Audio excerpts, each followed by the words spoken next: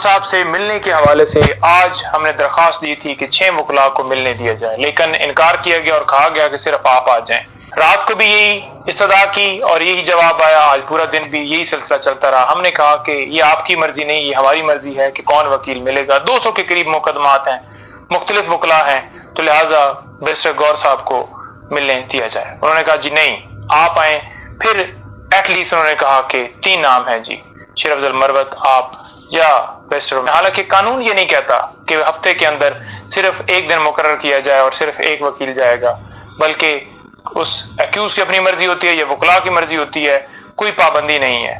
1 دن کے اندر 2 بندے جائیں، 4 بندے جائیں، وہ قانون اجازت دیتا ہے۔ مینول کے مطابق، قانون کے مطابق، ہائی کورٹ کے حکم کے باوجود ہم نے درخواست بھی دی، وہ حکم بھی سامنے رکھا، لیکن صرف 1 بندے کو جانے دیا۔ جب عمیر نیازی صاحب وہاں پر پہنچے ہیں، خان صاحب جب آئے تو بڑے خان صاحب حشاش بشاش تھے اور ملے ہیں خوشی سے ان سے اور کہا کہ ہاں سنائیں کیسے کیا معاملات ہیں۔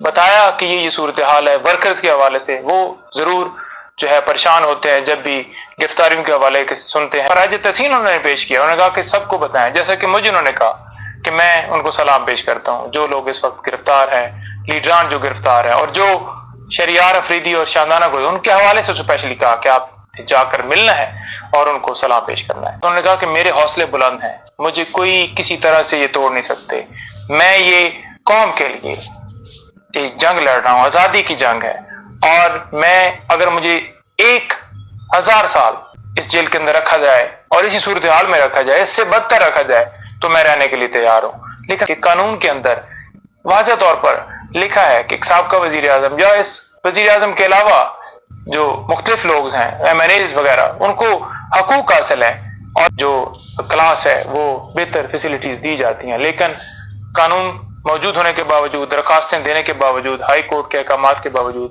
ابھی تک انہیں اسی سیل میں رکھا گیا۔ انہوں نے بتایا کہ مجھے اسی سیل میں رکھا ہے لیکن مجھے کوئی فرق نہیں پڑتا، اور وہی سیم سلوک ان کے ساتھ۔ خان صاحب بالکل ڈٹے ہوئے ہیں، خان صاحب پرعزم ہے، اور خان صاحب نے بتایا ہے کہ بالکل سب کو بتائیں کہ پریشان ہونے کی، گھبرانے کی ضرورت نہیں، پارٹی جو ہے تحریک انصاف وہی اقتدار میں آئے گی اور ہم جیت رہے ہیں، کسی کو پریشان ہونے کی ضرورت نہیں۔ انہوں نے کہا کہ جو 9 مئی کا واقعہ ہے اور سائفر والا معاملہ چل رہا ہے، اس کے اوپر جو ہے انڈیپینڈنٹ انکوائری ہونی چاہیے، اور وہ میری ریکویسٹ ہے کہ انڈیپینڈنٹ انکوائری ہونی۔ بلکہ جب وہ کمرے میں آئے، AC لگا ہوا تھا، تو انہوں نے فوراً ہی کہا کہ جی اسے بند کر دو۔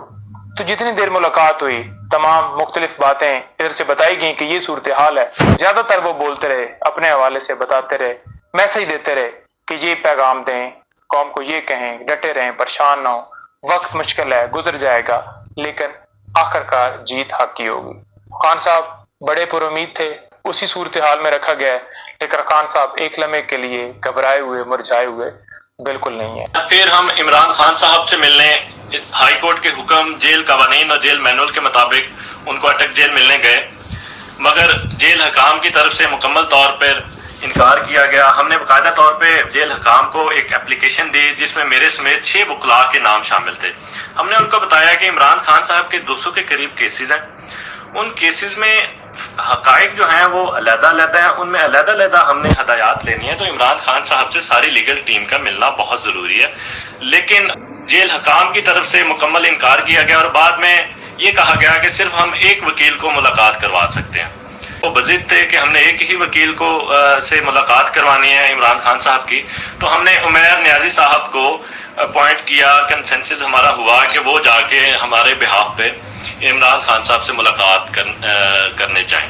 عمیر نیازی صاحب سے تقریباً 1 گھنٹہ عمران خان صاحب کی ملاقات رہی، اور اس میں جو انہوں نے ہمیں باہر آ کے حقائق بتائے اور جو باتیں بتائیں وہ میں آپ سے شیئر کرتا ہوں۔ عمران خان صاحب کی شیو جو ہے وہ بڑی ہوئی تھی، کیونکہ ہم نے جو شیونگ سامان جیل حکام کو بھیجا وہ ابھی تک ان کی طرف سے عمران خان صاحب کو مہیا نہیں کیا گیا۔ نیازی صاحب نے سوال کیا کہ آپ کے جو سیل کی پوزیشن ہے، کمرے کی پوزیشن ہے، وہ کیا ہے؟ تو انہوں نے کہا جی وہ اس سے مجھے کوئی فرق نہیں پڑتا، پوزیشن وہی سیم ہے، وہی اوپن واش روم ہے، وہی بالٹی، وہی لوٹا، وہی سارا سامان وہی سیم ہے، مجھے اس سے کوئی فرق نہیں پڑتا۔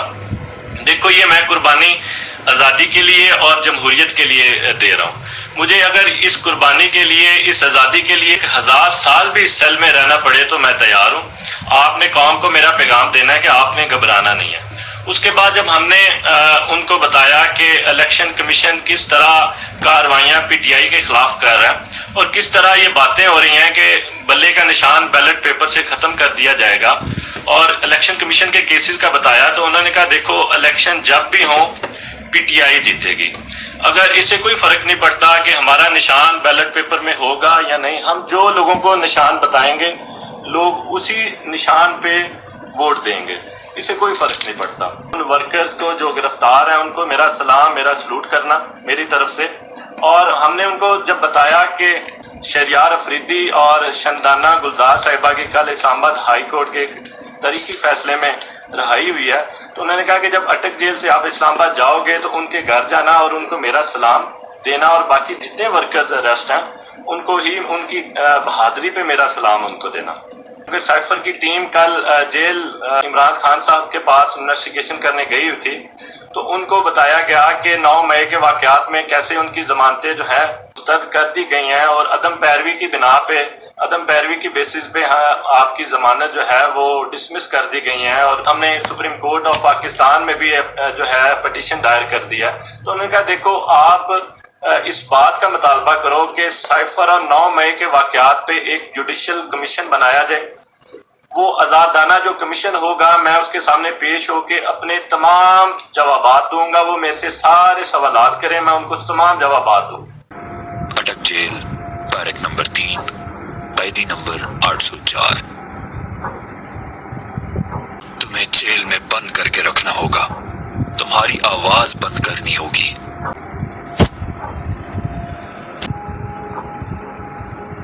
تم چاہتے ہو کہ ریاست کمزور اور غریب کی حفاظت کرے، تم ریاست مدینہ کی بات کرتے ہو،